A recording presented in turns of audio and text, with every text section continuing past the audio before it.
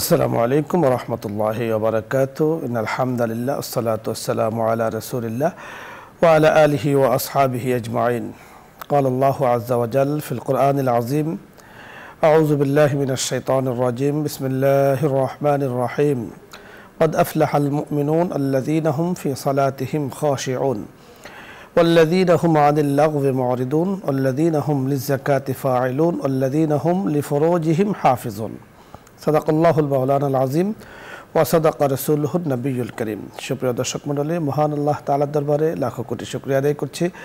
রব্বি করিম আমাদেরকে মুসলিম বানিয়েছেন। আল্লাহ রব্বি করিম আমাদেরকে ঈমানের উপরে অটল অবিচল রাখুন, এই আশাবাদ ব্যক্ত করছি এবং আপনাদের সকলকে ধন্যবাদ জানিয়ে আজকের এই সুন্দর আয়োজন শুরু করতে যাচ্ছি। একজন মুমিনের পরিচয়, দায়িত্ব এবং কর্তব্য রয়েছে। মুমিন যখন প্রকৃত অর্থে তার পরিচয় জানবে, নিশ্চিতভাবে সে তাওহীদের উপরে চলবে এবং তাওহীদের উপরে অটল অবিচল থাকবে। তাই আজকে মুমিনের পরিচয়, দায়িত্ব, কর্তব্য নিয়ে আমরা কথা বলবো। কথা বলার জন্য যিনি আমাদের সাথে যোগ দিয়েছেন, বিশিষ্ট ইসলামী চিন্তাবিদ, মিডিয়া আলোচক, সুবক্তা, অত্যন্ত চমৎকার গোছালো আলোচনা করে থাকেন শেখ মুফতি আব্দুল বাতেন কাসেমি, খতিব, মসজিদে আয়েশা, উত্তরা, ঢাকা। সাথে আছি আমি আমজাদ হোসেন হেলালি। আসসালামু আলাইকুম ওয়া রাহমাতুল্লাহ। ওয়া আলাইকুম আসসালাম ওয়া রাহমাতুল্লাহ। মোহতারাম, কেমন আছেন? জি আলহামদুলিল্লাহ। আলহামদুলিল্লাহ। আপনার কাছে আজকে আমরা জানবো যে আমরা তো কালিমা পড়ি, তো কালিমা জানলেই যে প্রকৃত মুমিন বিষয়টি এমন নয়। হাদিসে পাকে এই সম্পর্কে বিস্তর আলোচনা এসেছে। তো একজন প্রকৃত মুমিন কাকে বলা হয় এবং তার দায়িত্ব এবং কর্তব্য কি? আলহামদুলিল্লাহ, অত্যন্ত চমৎকার একটি বিষয়। মোহতারাম, যেমনটা সূরা আল মুমিনুনের প্রথম আয়াতগুলো আপনি তিলাওয়াত করেছেন, এইভাবে বহু জায়গাতে আল্লাহ তাআলা মুমিনদের পরিচয় দিয়েছেন। ইন্নামাল মুমিনুনা আল্লাযীনা ইযা যুকিরাল্লাহ ওয়াজিলাত কুলুবুহুম ওয়া ইযা তুলিয়াত আলাইহিম আয়াতুহু যাদাতহুম ঈমানা ওয়া আলা রাব্বিহিম ইয়াতাওয়াক্কালুন ইলা আখিরিল আয়াত। আল্লাহ তাআলা বলেন, প্রকৃত মুমিন তারাই যাদের সামনে আল্লাহর আযাব এবং শাস্তির আলোচনা হয়। ওয়াজিলাত কুলুবুহুম, তাদের অন্তরটা থরথর করে কাঁপতে থাকে। আর কোরআনে কারীম, আল্লাহ পাকের বাণী আল কোরআন যখন তাদের সামনে তিলাওয়াত করা হয়, তখন তাদের ঈমান বৃদ্ধি পায়। ওয়া আলা রাব্বিহিম ইয়াতাওয়াক্কালুন, এরা সর্বোপরি তাদের রবের উপর আস্থা রাখে, ভরসা রাখে। পরবর্তীতে আল্লাহ তাআলা বলেন, আল্লাযীনা ইউকিমুনাস সালাহ, এবং তাদের আরও পরিচয় হলো যারা নামাজ কায়েম করে। তার মানে শুধু কায়েম মানে নামাজ পড়া নয়, নিজেরও নামাজ পড়ে, অধীনস্থদেরকেও নামাজ পড়ার সুযোগ করে দেয়, পরিবার পরিজন যারা আছে তাদেরকেও নামাজের জন্য উদ্বুদ্ধ করে, নামাজের সময় হলে তাদেরকে নামাজের জন্য স্মরণ করিয়ে দেয়। এর নাম হলো ইউকিমুনাস সালাহ। অতঃপর আল্লাহ তাআলা বলেন, ওয়া মিম্মা রাযাকনাহুম ইউনফিকুন, এবং তাদের আল্লাহর দেওয়া রিজিক থেকে তারা আল্লাহর রাস্তায় খরচ করে। যে যে রাস্তাগুলোতে খরচ করলে, দান করলে আল্লাহ খুশি হন, ওই রাস্তাগুলোতে তারা সাধ্যমতো খরচ করে। সবচেয়ে বড় কথা হলো আল্লাহ তাআলা বলেন, উলাইকা হুমুল মুমিনুনা হাক্কা, এরাই হলো প্রকৃত মুমিন। আল্লাহ তাআলা এই বৈশিষ্ট্যগুলো যাদের মধ্যে থাকবে, আল্লাহ তাআলা বলতেছেন এরাই হলো প্রকৃত ঈমানদার, এরাই খাঁটি ঈমানদার। লাহুম মাগফিরাতু ওয়া রিজকুন কারীম, তাদের জন্য আমি আল্লাহর পক্ষ থেকে ক্ষমার ঘোষণা এবং সম্মানজনক রিজিকের ব্যবস্থা করেছি। এটা হলো মুমিনদের পরিচয়, মুমিনদের দায়িত্ব আর কর্তব্য। আমাদের পরবর্তী যে উনওয়ান রয়েছে, শিরোনাম রয়েছে বা অধ্যায় রয়েছে, একজন ঈমানদার তার দায়িত্ব এবং কর্তব্য হলো সে নিজে যেমন ঈমানদার, আরেকজনকেও সে ঈমানের দাওয়াত দিবে, আল্লাহর একত্ববাদের দাওয়াত দিবে। তদ্রূপ সে মানুষের মঙ্গল কামনা করবে। আদ-দীনু আন-নাসিহা, বুখারী শরীফের মধ্যে আছে যে ইসলাম মানে হলো, মুমিন মানে হলো যে আরেকজনের মঙ্গল কামনা করা এবং তার দ্বারা যেন কোনো মুমিন কষ্ট না পায়। আরেকজন ঈমানদার বা আরেকজন আল্লাহর কোনো মাখলুক সৃষ্টি যেন কষ্ট না পায়, এটা হলো একজন ঈমানদারের দায়িত্ব এবং কর্তব্য। হাদিসের মধ্যে যেমনটা আল্লাহর হাবিব ইরশাদ করেন, আল মুসলিমু মান সালিম আল মুসলিমুনা মিন লিসানিহি ওয়া ইয়াদিহি, প্রকৃত ঈমানদার যিনি তার হাত পা আচার আচরণ কথাবার্তায় কোনো কিছু দিয়ে আরেকজন কোনো কষ্ট পায় না। এটা হলো ইমানদারদের দায়িত্ব এবং কর্তব্য। এবং সমাজে কোনো রকমের কোনো অশ্লীলতা, বেহায়াপনা, কোরআন সুন্নাহ বিরোধী গর্হিত কোনো কাজ নিজেও করবে না, অন্যদেরকেও করতে দেবে না। এটা হলো মুমিনের একটা ইমানি দায়িত্ব, কর্তব্য। আমরে বিল মারুফ নাহি আনিল মুনকার যাকে বলা হয়। আর মোহতারাম, আপনি জানেন যে আল্লাহ তাআলা কিন্তু আমাদের শ্রেষ্ঠত্ব দিয়েছেন এই কারণেই। কোরআনে কারীমে যেমনটা সূরা আলে ইমরানের মধ্যে আল্লাহ তাআলা আমাদেরকে বলেছেন, কুনতুম খায়রা উম্মাতিন উখরিজাত লিন-নাস তা'মুরুনা বিল মারুফ ওয়া তানহাউনা আনিল মুনকার। তোমাদেরকে আমি আল্লাহ শ্রেষ্ঠ উম্মতের মর্যাদা দিয়েছি। এই মর্যাদা কিন্তু অন্য কোনো উম্মতকে আল্লাহ দান করেন নাই। কেন? তা'মুরুনা বিল মারুফ ওয়া তানহাউনা আনিল মুনকার। ভালো কাজের আদেশ দিবে, ভালো কাজের চর্চা করবে, আর অন্যায় থেকে মানুষকে বিরত রাখবে। এটাই হলো একজন ইমানদারের দায়িত্ব এবং কর্তব্য। সর্বোপরি হুব্বুল ওয়াতান মিনাল ঈমান, দেশকে ভালোবাসা এটাও ঈমানের একটা কর্তব্য, এটা দায়িত্ব। নিজের দেশকে ভালোবাসা, নিজের দেশের জন্য কোনো ক্ষতি না হয় সেই বিষয়ে সচেতন থাকা, এটাও একজন ঈমানদারের দায়িত্ব এবং কর্তব্য। আপনি যথার্থ বলছিলেন। দর্শক মণ্ডলী, মুমিনের পরিচয় নিয়ে কথা বলছিলাম। মুমিনের দায়িত্ব এবং কর্তব্য নিয়ে আমাদের মুফতি আব্দুল বাতেন কাসেমী বড় সুন্দরভাবে আমাদেরকে সংক্ষিপ্তভাবে বোঝানোর চেষ্টা করেছেন যে একজন মুমিন কাকে বলা হয়। আর প্রকৃত অর্থে তিনি যখন মুমিন মুসলিম হবেন তখন তার অটো কিছু দায়িত্ব চলে আসে। এক নম্বর হলো যে ঈমানি পরিবেশ তৈরি করা, নিজের দেশে, নিজের সমাজে, নিজের এলাকায় ঈমানি পরিবেশ তৈরি করা। ঈমানি পরিবেশের মধ্যে আছে ঈমানের উপর থাকা, নামাজ পড়া, সুন্দর পরিবেশ, মনোরম পরিবেশ তৈরি করা, ঝগড়া বিবাদ বিসম্বাদ থেকে দূরে থাকা, সব ধরনের অশ্লীলতা গর্হিত কাজ থেকে দূরে থাকা, মানুষের, সমাজের, দেশের উপকারার্থে কাজ করে যাওয়া, দেশকে ভালোবাসা, দেশের স্বাধীনতা সার্বভৌমত্বকে ভালোবাসা, এগুলো একজন ঈমানদার, একজন মুমিনের দায়িত্ব এবং কর্তব্য। এবং আল্লাহ তাআলা পবিত্র কোরআনে হাকিমে আরও জানিয়ে দিয়েছেন, ফাআসলিহু বাইনা আখাওয়াইকুম ওয়াত্তাকুল্লাহ লাআল্লাকুম তুরহামুন। নিজেদের মাঝে সুন্দরভাবে সকল কিছু আদল ইনসাফের সাথে তোমরা আলোচনা করো, পর্যালোচনা করো, মীমাংসা করো এবং আল্লাহ তাআলাকে সর্বাবস্থায় ভয় করো। একজন ঈমানদার, একজন প্রকৃত মুমিনের দায়িত্ব এবং কর্তব্যের মধ্যে এটাও পড়ে যে মাখলুকের, তামাম মাখলুকাত তথা মানুষ, অন্যান্য যা আছে আল্লাহর জমিনে বাস করছে, আল্লাহ পাক সৃষ্টি করেছেন, বিশেষ করে ইবনে আদম, বনি আদম যাদেরকে বলা হয় আদম সন্তান, তাদের জান, মাল, ইজ্জত, আবরু সংরক্ষণের সাধ্য অনুযায়ী চেষ্টা করা, হেফাজত করা। আমার দ্বারা, আমার জানা মতে কারো যেন ক্ষতি না হয় সেদিকে অবশ্যই ফিকির করা, চিন্তা করা মুমিনের দায়িত্ব এবং কর্তব্যের মধ্যে পড়ে। আমার ঈমানই আমাকে এ কথা বলে দেয়। রাসূল আকরাম সাল্লাল্লাহু আলাইহি ওয়াসাল্লাম থেকে হযরত সাহাবায়ে কেরাম রিদওয়ানুল্লাহি আলাইহিম আজমাইন আদর্শ শিখেছেন। আর সেই আদর্শের বাস্তবায়ন কিন্তু আমরা দেখেছি রাসূল যখন হিজরত করে মক্কা থেকে মদিনায় এসেছেন এবং আনসার এবং মুহাজিরদের মাঝে যে একটা ঐতিহাসিক ভ্রাতৃত্ব বন্ধন স্থাপন করে দিয়েছিলেন, যাকে বলা হয় আকদে মুআখাত। বাইরের জন্য, মানুষের জন্য, মক্কাবাসীদের জন্য, মদিনাবাসীদের জন্য যেইভাবে তারা নিজেদের অতনকে, নিজেদের এলাকাকে, নিজেদের লোকজনকে ভালোবেসে যে ঐতিহাসিক দৃষ্টান্ত স্থাপন করেছিলেন, সত্যি সেখান থেকে আমাদের জন্য শিখার অনেক কিছু রয়েছে। আল্লাহ রাব্বুল কারীম আমাদেরকে প্রকৃত অর্থে মুমিন হওয়ার তৌফিক দান করেন এবং প্রতিটি মুমিনের ভেতরে আল্লাহ পাক আমাকে দেখছেন, আমি কি করছি, আমি গোপনে, প্রকাশ্যে, অন্ধকারে, আলোতে যা করছি সকল কিছু রাব্বুল কারীম দেখতে পাচ্ছেন। একই বিশ্বাস করা যে আল্লাহ তাআলার চোখ থেকে, আল্লাহ পাকের দৃষ্টি থেকে আড়াল হওয়ার কোনো রাস্তা নেই। যে যেখানে যাবে সেখানে আল্লাহ পাককে দেখতে পাবে, যদি মনের সেই চক্ষু দিয়ে সে চিন্তা করে। এই চিন্তা যখন করবে তখন মানুষ অপরাধ থেকে অনেক অনেক দূরে থাকবে। কেউ দুনিয়ার কোনো মাখলুক না দেখলেও আল্লাহ পাক কিন্তু আমাকে দেখছেন, আর হিসাব তিনিই নেবেন। আল্লাহ তাআলা আমাদেরকে বোঝার তৌফিক দান করুন।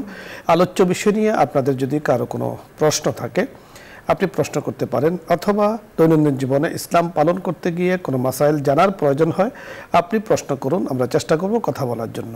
প্রথমে জেনে আছেন, আসসালামু আলাইকুম ওয়া রাহমাতুল্লাহ। দর্শক নাম বলে পরিচয় দিয়ে প্রশ্ন করুন। আসসালামু আলাইকুম ওয়া রাহমাতুল্লাহ। আব্দুল জব্বার বলছি পাবনা থেকে। আব্দুল জব্বার সাহেব, একটু জোরে বলতে হবে। ওয়ালাইকুম আসসালাম। জি হুজুর, আমার প্রথম প্রশ্ন হচ্ছে, হুজুর আমার প্রশ্ন হচ্ছে, এই দেশটা কি ইসলামী দেশ, শরিয়া মোতাবেক ইসলামী দেশ হিসেবে পরিচালনা করা যায় কিনা, যেখানে ব্যাংকিং এ সুদমুক্ত, ঘুষমুক্ত, আবার নারীদের বাইরে যেতে হলে যাতে পর্দা যেতে হয়, এইভাবে আলেম ওলামাদের নিয়ে। ধন্যবাদ আপনাকে, আমরা বুঝতে পেরেছি। দ্বিতীয় প্রশ্ন বলুন।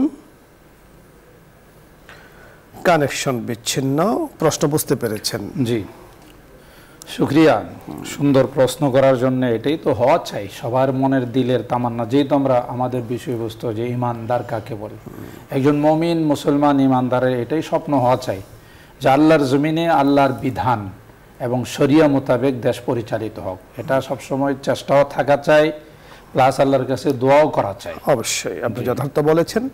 আমরা পরবর্তী দর্শকের কথা শুনবো। জি, আসসালামু আলাইকুম ওয়া রাহমাতুল্লাহ।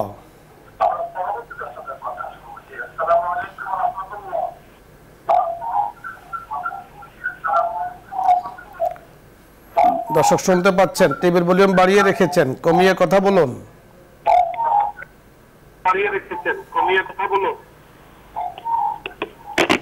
জি, পরবর্তী দর্শকের কথা শুনবো। আসসালামু আলাইকুম। ওয়ালাইকুম আসসালাম। হুজুর ভালো আছেন?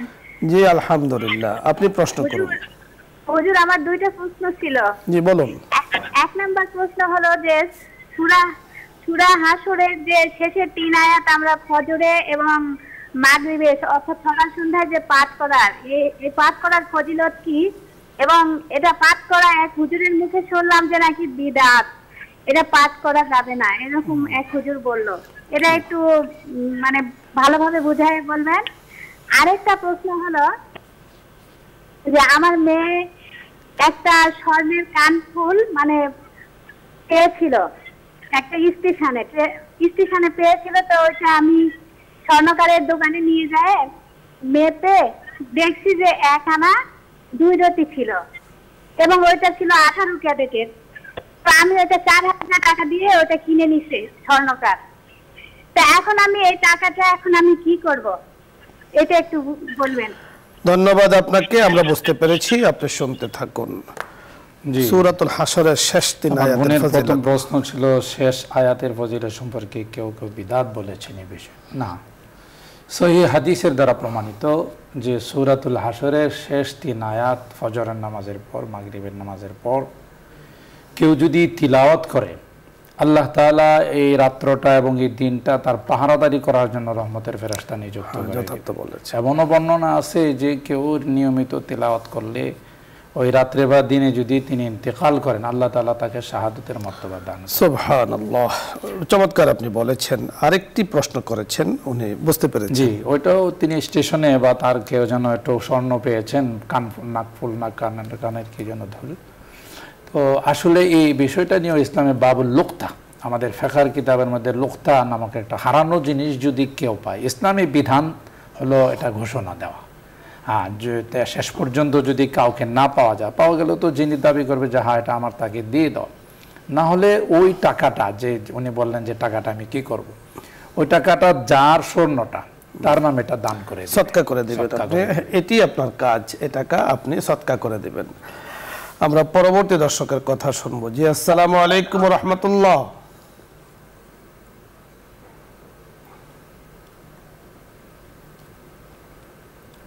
দর্শক শুনতে পাচ্ছেন? আসসালামু আলাইকুম।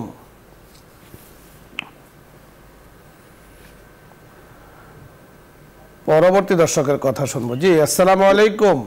ওয়ালাইকুম সালাম ওয়া রাহমাতুল্লাহি ওয়া বারাকাতুহু। হুজুর আমার দুইটা প্রশ্ন। প্রথম প্রশ্ন হলো, মুমুর্ষু ব্যক্তিকে লা ইলাহা ইল্লাল্লাহু পড়তে বলা উত্তম না অন্য কেউ ওনার কাছে বসে পড়া উত্তম? আর 2 নম্বর প্রশ্ন হলো, হুজুর রাসূল সাল্লাল্লাহু আলাইহি ওয়াসাল্লাম বলেন যে আমি এই বেহেশতে গরিব লোকের সংখ্যা বেশি এবং দুজনকে মেয়েদের সংখ্যা বেশি দেখেছি। ইসলামের আলোকে আর ব্যাখ্যা দিবেন, বলবেন? ধন্যবাদ আপনাকে, আমরা বুঝতে পেরেছি।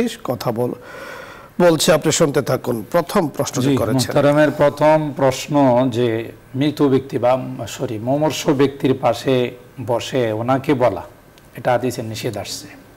কাউকে এই অবস্থায় যিনি আছেন তিনি কষ্টের মধ্যে আছেন, সাকরাত যাকে বলে, সুতরাং তাকে কোনো কিছু বলা যাবে না। তার পাশে বসে তালকিন যাকে বলে, এই লা ইলাহা ইল্লাল্লাহ পড়বে, একজন আরেকজনকে শোনায় শোনায় জোরে পড়বে, এতে করেই তিনি আল্লাহ চাহে তো ওনার জবান দিয়া কালমা বের হয়ে যাবে।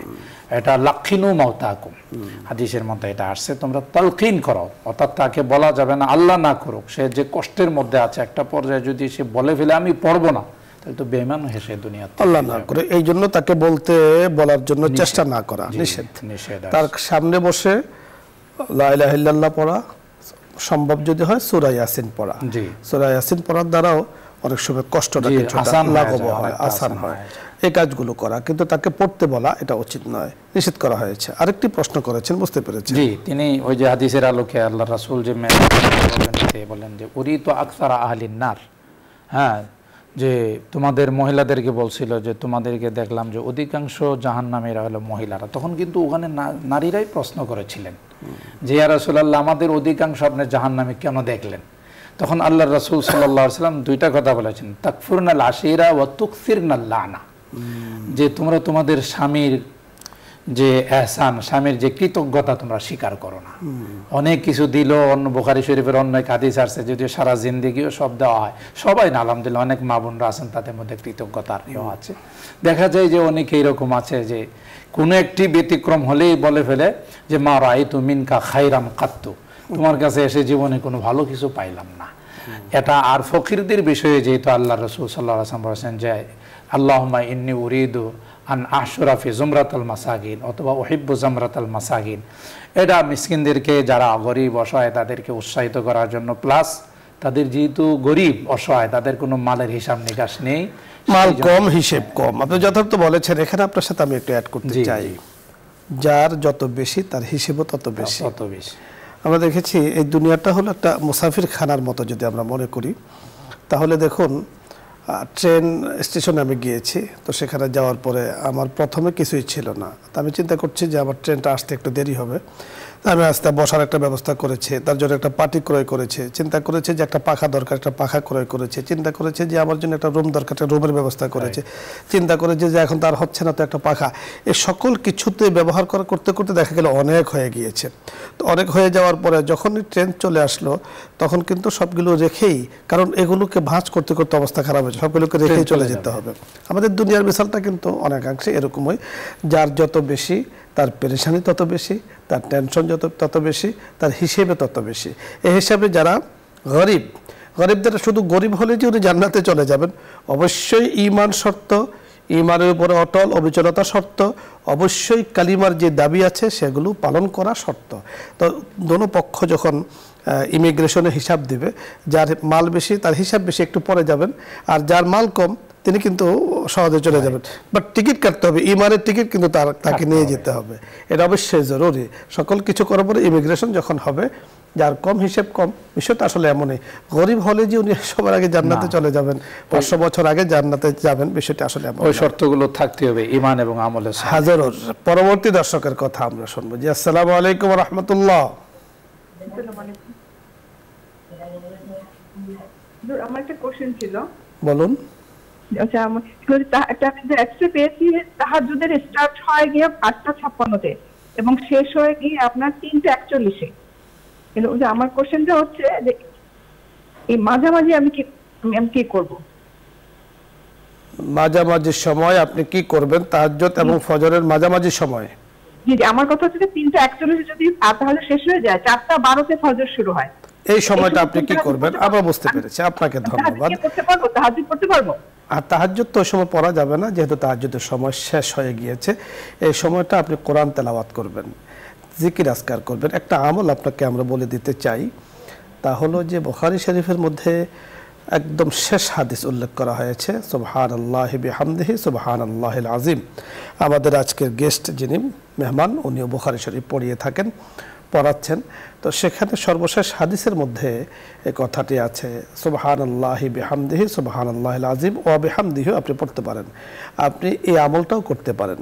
এতে করে আল্লাহ পাক দুনিয়া আখিরাতে কল্যাণের ফয়সালা করবেন আশা করছি। পরবর্তী দর্শকের কথা শুনবো। জি, আসসালামু আলাইকুম ওয়া রাহমাতুল্লাহ। আসসালামু আলাইকুম। ওয়া আলাইকুম আসসালাম। হুজুর, আমার দুইটা প্রশ্ন। জি। এক নম্বর প্রশ্ন হলো, আমি তাহাজ্জুদের নামাজ জানি নফল, কিন্তু নামাজ শিক্ষা বইয়ের মধ্যে দেখছি সুন্নাত রাসূলুল্লাহ পারলাম।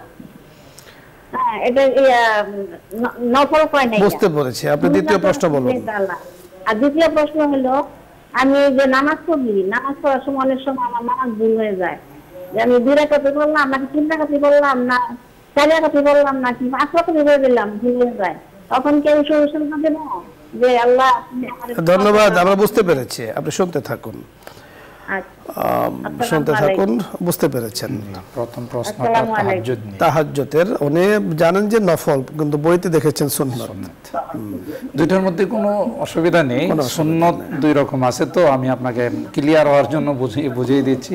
একটা হলো সুন্নতে মুআক্কাদা, একটা সুন্নতে জায়েদা। সুন্নতে জায়েদা কি নফল বলা হয়, সেই দৃষ্টিকোণ থেকে বইয়ের মধ্যে সুন্নত। আপনি সুন্নত বললো কোনো নফল হলো কোনো সমস্যা, নফল বললো সমস্যা নেই। আশা করছি এই নিয়ে আপনার আর প্রশ্ন থাকবে না, দ্বিধা থাকবে না। দ্বিতীয় প্রশ্ন করেছেন নামাজে প্রায় ভুল হয়ে যায় রাকাত সংখ্যা নিয়ে।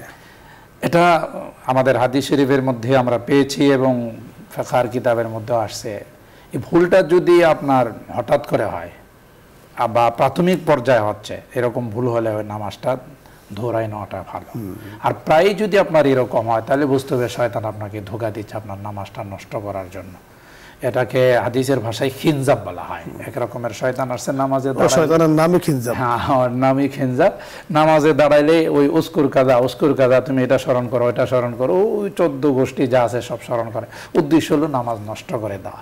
বিধায় এরকম হলে আপনি যতই বলুক আপনি সালাম ফিরিয়ে দিবেন, কোনো অসুবিধা নাই। আর মনে মনে বলবেন যে আমার নামাজ যদি নষ্ট হয় বা আমার নামাজ যদি কম, এটা আমার আল্লাহর সাথে আমার বোঝাবুঝি। তোমার এখানে ধোঁকা দেওয়ার কোনো কারণ, ধোঁকা দেওয়ার কিছু নেই। তবে যদি আপনার নামাজের সংখ্যা নিয়ে কোনো জায়গাতে ঝামেলা হয়, আপনি তো প্রথমে বলেছেন জীবনের প্রথম যদি হয় ছেড়ে দিয়ে নতুন নামাজ পড়বেন। আর যদি আপনি 3 রাকাত না 4 রাকাত, তো এটা তো শয়তান থেকে আসে, তখন আপনি একটা সিদ্ধান্ত নিয়ে নেবেন যে আসলে আপনার কয় রাকাত হয়েছে। একটা সিদ্ধান্ত আসতেই হবে আপনাকে, 4 রাকাত না 3 রাকাত। যদি 3 রাকাত হয়, তা 3 রাকাত ধরে 1 রাকাত পড়ে নেবেন। যদি 4 রাকাত আপনার ধারণা মতে হয়, গালিবে গুমান বলা হয়, তাহলে 4 রাকাত ধরে আপনি নামাজকে শেষ করবেন। শেষে সহসিদ্ধা দেওয়ার মতো এখানে কিছু নেই, যেহেতু আপনার জানা মতে ওয়াজিব তরক হয় নাই। আমরা পরবর্তী দর্শকের কথা শুনবো। জি, আসসালামু আলাইকুম ওয়া রাহমাতুল্লাহ। আসসালামু আলাইকুম। ওয়া আলাইকুম আসসালাম। আসসালামু আলাইকুম। আমি 2টা প্রশ্ন, আমার 2টা প্রশ্ন হুজুর। বলুন।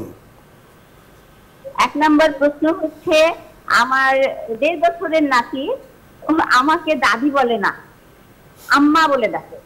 ওকে যতই বলি ততই আম্মা। আচ্ছা, এটা শরীয়তে কি কোনো সমস্যা আছে? আর 2 নম্বর প্রশ্ন হচ্ছে, সামি আল্লাহ লিমান হামদ, রব্বানা লাকাল হামদ বলার পরে হামদান কাসিরান তয়্যিবান মুবারাকান ফিহি, এটা অনেকে সব নামাজেই পড়ে। আমি একটু নফল নামাজে পড়ি, ফরজে পড়ি না, তাহলে আমি কি ফরজেও পড়ব?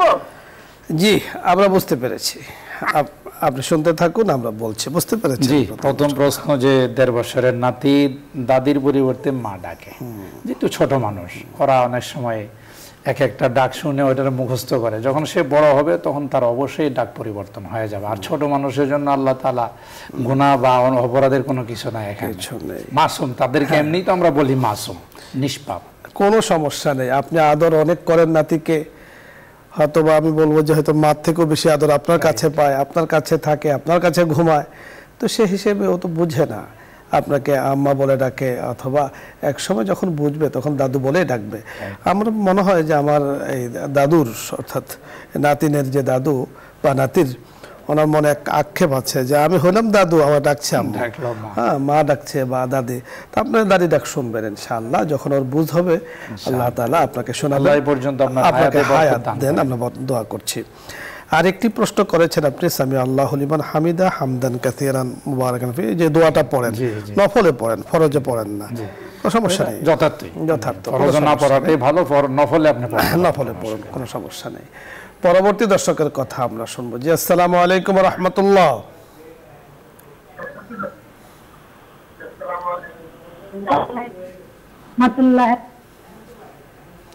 আপনি প্রশ্ন করুন। জি,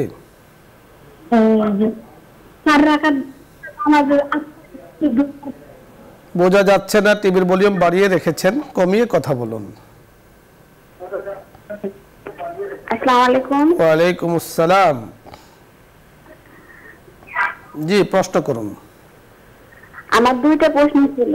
বলুন। প্রথম প্রশ্ন হচ্ছে যে যদি বাসা বাড়িতে ওয়াশরুমের খাবারের যে উচ্ছিষ্ট অংশ এগুলো যদি ফেলি তাহলে কি সমস্যা হবে? হাদিসে কি এরকম আছে মানে খাবার জাতীয়? আর দ্বিতীয় প্রশ্ন হচ্ছে আমার একটা বাচ্চা স্কুলে পড়ে, আর যখন মানে মেয়েদের পিরিয়ড হয় তখন তো ওকে আমি আরবি পড়াতে পারবো? সুন্দর প্রশ্ন করেছেন, ধন্যবাদ। আপনি শুনতে থাকুন, আমরা কথা বলছি। বুঝতে পেরেছেন? জি, প্রথম ওয়াশরুমে যদি খাবার ফেলে দেয় বা ধৌত করে, সেটা কোনো সমস্যা আছে কিনা? নিঃসন্দেহে সমস্যা আছে। জি, কোনো মানে খাবার একটি অত্যন্ত সম্মানজনক জিনিস, আল্লাহর পক্ষ থেকে দেওয়া রিজিক। আর রিজিকের সাথে আল্লাহ বলছেন রিজকুন কারীম, সম্মানজনক জিনিস। অবশ্যই এটা বাথরুমে ফেলে দেওয়ার নয়। ওই দ্বিতীয় নাম্বার হলো আমরা খাওয়ার পর যা ওয়েস্টেজ থাকে, আল্লাহ অন্য জাতির জন্য একটা খাবার রেখে দিয়েছে, যেমন হাদিসের মধ্যে আসছে জিন জাতির খাবার বা অন্য পশু পাখি তাদের খাবার, ওইটাকে নষ্ট করার বা অপমান করার কোনো অধিকার আমার নেই। অত্যন্ত গর্হিত, অত্যন্ত অন্যায় একটি কাজ খাবারকে অসম্মান করা। যে খাবারের জন্যই তো আসলে অনেক কিছু হচ্ছে।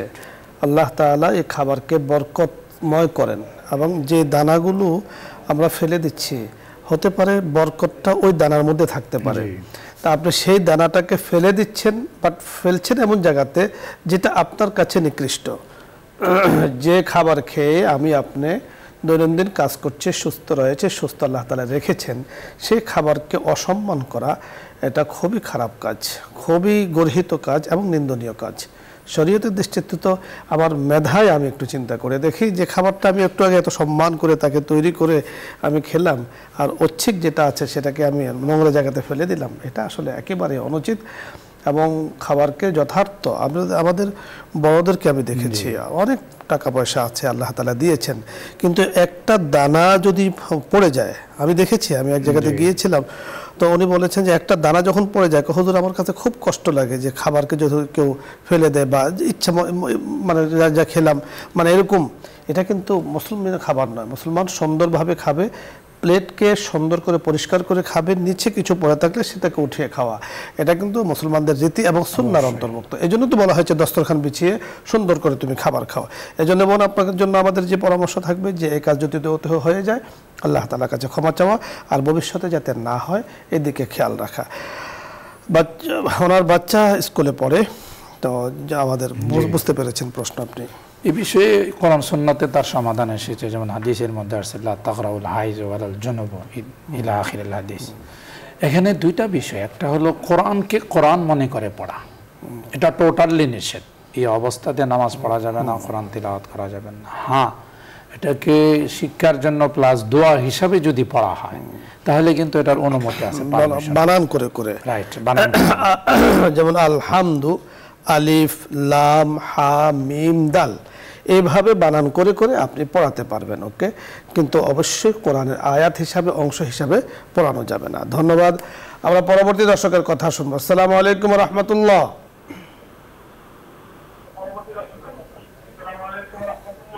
ওয়ালাইকুম সালাম ওয়া রাহমাতুল্লাহি ওয়া বারাকাতুহু। আপনি প্রশ্ন করুন। হুজুর, জি, 4 রাকাত বিশিষ্ট নামাজে আত্তাহিয়াত 2 বার,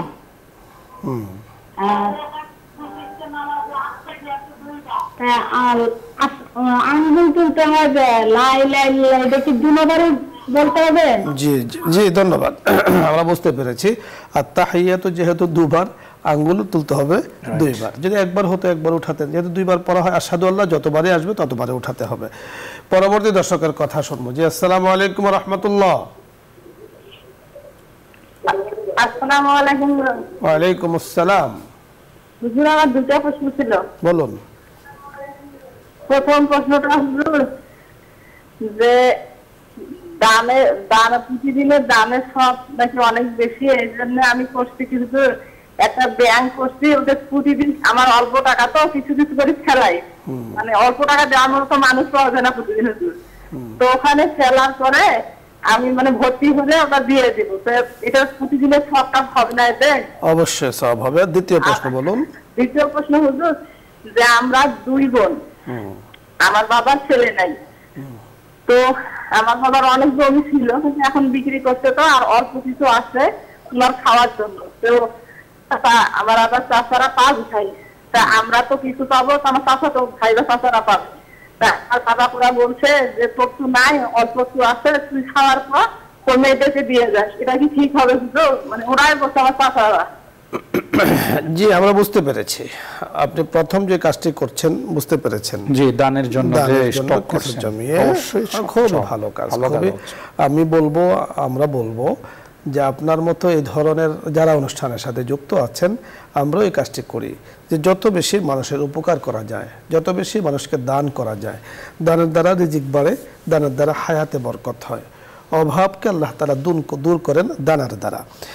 দ্বিতীয় যে মাসলাটি আপনি জিজ্ঞাসা করেছেন, বুঝতে পেরেছেন প্রশ্নটি? এটা বাবার সম্ভবত ওনারা দুই বোন, ভাই নাই, প্রশ্নের ধরনে মনে হচ্ছে। তো দুই বোন, বাবার কিছু সম্পদ আছে, আবার চাচারা আছে। তো প্রশ্নটা এরকম যে এখন যদি বাবা এটা আমাদেরকে দিতে চায়, আমাদের নেওয়া ঠিক হবে কিনা, বা এই জাতীয় কোনো প্রশ্ন? হ্যাঁ, প্রশ্নটি আপনি যে ধরনের করেছেন, দেখুন আপনার বাবা আছেন এবং আপনারা দুজনই আছেন, তো সেক্ষেত্রে আপনাদের যে বাবার যে অংশ, এই অংশের মধ্যে যেহেতু ভাই নেই সেহেতু বাবাদের অংশ কিন্তু এখানে আছে। তখন আপনার জানার বিষয় হলো যে আপনি এখন বাবা হয়তো বা সম্পদ বিক্রি করে দিয়েছেন, অল্প কিছু সম্পদ আছে সেগুলো আপনাদেরকে দিতে চাচ্ছেন, তো অন্যের সম্পদকে না দিয়ে আপনাদেরকে দিয়ে দেয়া এটা কিন্তু উচিত নয়। আপনার বাবা হয়তো এই জন্য দিচ্ছেন যে যেহেতু তোমরা আছো, হতে পারে আমার ইন্তেকালের পরে চাচারা দিতে নাও পারে, এই জন্য চিন্তা ফিকির করে হয়তো উনি এই ধরনের চিন্তা করছেন না। ওনাকে চিন্তা করতে হবে আল্লাহ পাক যেন ওনাকে পাকড়াও না করেন আল্লাহ তাআলার সামনে, কারণ সন্তানের যতটুকু উনি চিন্তা করছেন তার থেকে বেশি নিজের জন্য চিন্তা করা উচিত। যে আল্লাহ তাআলা আমাকে যদি জিজ্ঞেস করেন যে ভাইদের হককে তুমি নষ্ট করে মেয়েকে কেন দিয়েছ, আর মেয়ের কাছে সম্পদ থাকতেও পারে, নাও থাকতে পারে, এজন্য শরআন মিরাস বন্টন যেভাবে দরকার ঠিক সেভাবে করবেন। হ্যাঁ, চাচারা যদি সেটাকে খুশি হয়ে দিয়ে দেয় যে আমাদের তো আছে, এটা তোমরা দুই বোন রেখে দাও, তাহলে ঠিক আছে, ওরা তাদেরটা বুঝে পাওয়ার পরে দিতে পারে, অধিকার তাদের আছে। কিন্তু তাদেরকে না জানিয়ে, না বুঝিয়ে, না বলে এই কাজ কিন্তু ঠিক নয়। পরবর্তী দর্শকের কথা শুনবো। জি আসসালামু আলাইকুম ওয়া রাহমাতুল্লাহ।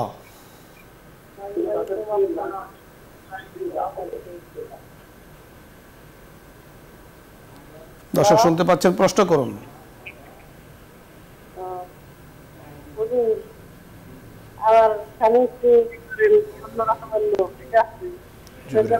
বোঝা যাচ্ছে না আপনার কথাগুলো। ধন্যবাদ আপনাকে, আপনি অন্যদিন চেষ্টা করবেন, আজকে আমাদের হাতে সময় যতটুকু আছে আমরা দোয়ায় চলে যাব। মুফতি সাহেব আপনাকে ধন্যবাদ, বড় চমৎকার সুন্দর আলোচনা আজকে আপনি আমাদের অনুষ্ঠানে এসেছেন এবং আমাদের দর্শকদের জন্য উপহার দিয়েছেন। দর্শক মণ্ডলী, আমরা প্রকৃত মুমিন আল্লাহ তাআলার কাছে হতে চাই, আমরা চাইলে তো আর হবে না, রব্বে কারীমের কাছে দোয়া করতে হবে এবং আল্লাহ তাআলার কাছে আমাদের দোয়ার অংশের ভেতরে একটি দোয়া আমরা সবসময় বলবো যে আল্লাহ দ্বীন ও ইসলামের সঠিক বুঝ আপনি আমাদেরকে দান করেন।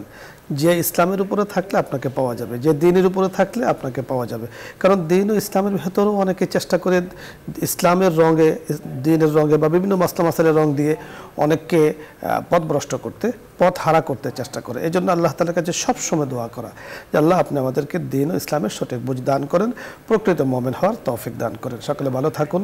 আগামী দিন বিকেল 5টায় চোখ রাখুন নিউজ 24-এর পর্দায় ইসলাম আমরা অনুষ্ঠানটি দেখার জন্য এই আশাবাদ ব্যক্ত করে আজকের মতো বিদায় নিচ্ছি। আসসালামু আলাইকুম ওয়া রাহমাতুল্লাহি ওয়া বারাকাতুহু। দোয়া হবে, দরুদ ইস্তিগফার পাঠ করি।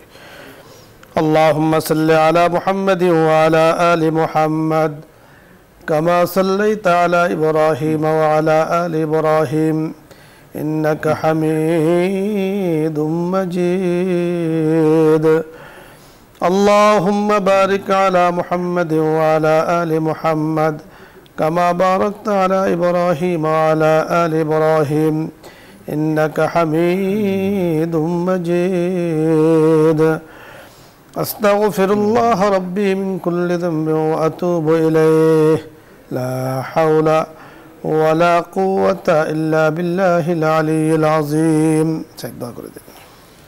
اللهم اهدنا الصراط المستقيم صراط الذين أنعمت عليهم من النبيين والصديقين والشهداء والصالحين ربنا ظلمنا أنفسنا وإن لم تغفر لنا وترحمنا لنكونن من الخاسرين ربنا آتنا في الدنيا حسنة وفي الآخرة حسنة وقنا عذاب النار رب ارحمهما كما ربياني صغيرا رب ارحمهما كما ربياني صغيرا رب العالمين আল্লাহ আমাদের প্রাণপ্রিয় অনুষ্ঠান নিউজ 24 এই সন্ধ্যার আয়োজনে ইসলাম ও আমরা এই অনুষ্ঠানের মধ্যে আল্লাহ প্রতিদিন আমরা এই অনুষ্ঠানে আলোচনা শুনে দেশ বিদেশ থেকে তোমার শাহী দরবারে হাত উঠাইলাম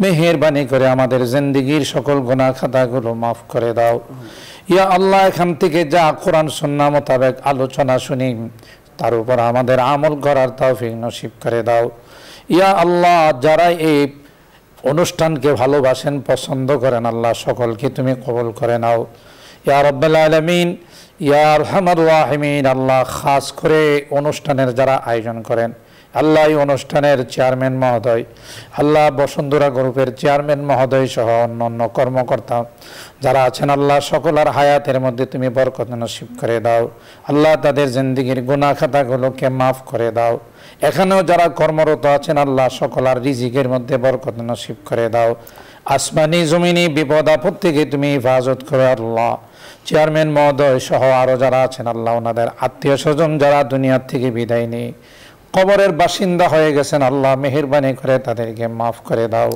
এই অনুষ্ঠানের সবগুলো তাদের রুহের মধ্যে তুমি পৌঁছায় দাও ইয়া আল্লাহ আমরা যারা দেশ বিদেশ থেকে হাত উঠাইছি আমাদের অনেকেরই মা নাই বাবা নাই ইয়া আল্লাহ আমাদের অনেকেরই আত্মীয় স্বজন দুনিয়ার থেকে বিদায় নিয়ে পরপারের বাসিন্দা হয়ে গেছেন মেহেরবানি করে তাদের জিন্দেগীর গুনাহগুলো মাফ করে দাও ইয়া আল্লাহ তাদের কবরগুলো জান্নাতের বাগান বানায় দাও খাস করে আল্লাহ আজকের এই বরকতময় অনুষ্ঠানে আমাদের প্রিয় মাতৃভূমি বাংলাদেশ আল্লাহ যত রকমের অশান্তি আছে সবগুলো তুমি দূর করে দাও আল্লাহ অশান্তির রাস্তাগুলো বন্ধ করে আমাদেরকে এক আর নেক হয়ে ভাই ভাই হয়ে আমাদেরকে দেশ গড়ার কাজে আমাদেরকে নিয়োজিত করার তৌফিক নসিব করে দাও ইয়া রাব্বাল আলামিন আল্লাহ সবকিছু তুমি বরকত নাজিল করে দাও মারামারি কাটাকাটি হানাহানি হিংসাত্মক যত কার্যক্রম আছে সবগুলো থেকে বিরত থাকার তৌফিক নসিব করে দাও ইয়া রাব্বাল আলামিন ইয়া আরহামার রাহিমিন ইয়া আল্লাহ আমাদেরকে নেককার দিনদার খাঁটি ইমানদার বানার তৌফিক নসিব করে দাও